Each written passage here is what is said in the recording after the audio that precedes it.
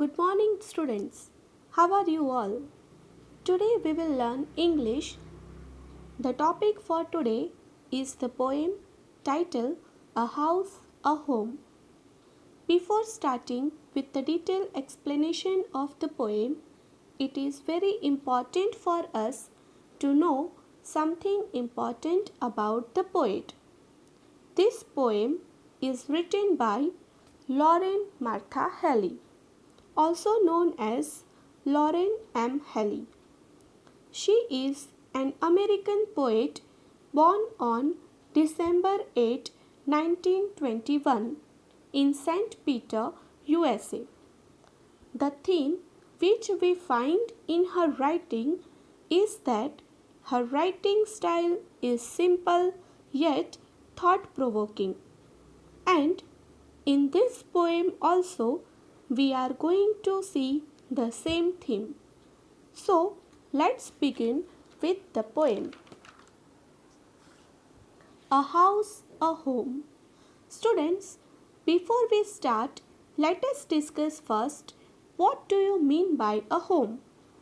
What do you mean by a house? Or do you think there is any difference between them? I am sure you must have thought about it. Some children think both have the same meanings. Not to worry, today this poem will clear all your doubts.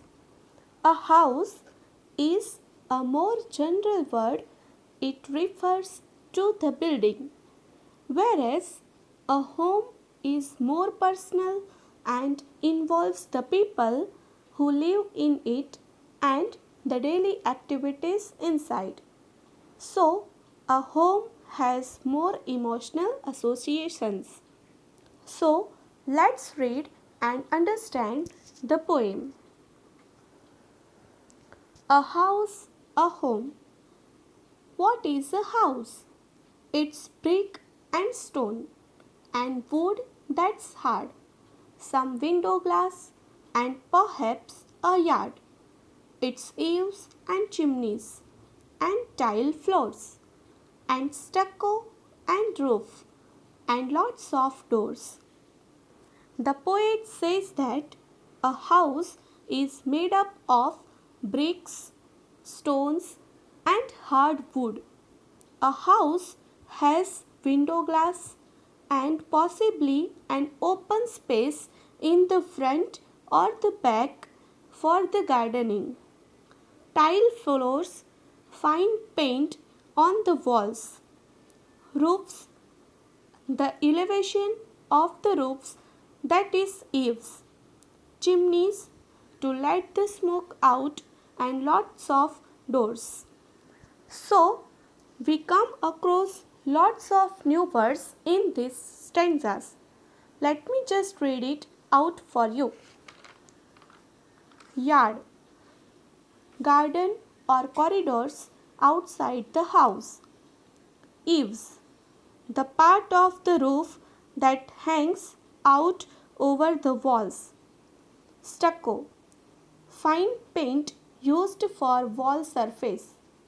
Chimney, a pipe which takes smoke from a fire or surface through the roof of a building. Now we will move on to the stanza 2. What is a home? It's loving and family and doing for others. It's brothers and sisters and fathers and mothers. It's unselfish acts and kindly sharing and showing your loved ones you're always caring. Here the poet explains how a house become a home. The poet says that brothers, sisters, fathers, mothers, and their unselfish act, their concern for each other, and their wish to share and care for the other family members makes a house a home. So, a home is another name for loving family members who take care of each other and work selflessly for one another. Brothers, sisters, fathers, and mothers together make a home. It is their unselfish act of kindness and sharing towards one another that makes a house a home. So, to conclude, we are all fortunate to have a house to live in and sweet family members who really makes it a sweet home. Thank you, my dear children.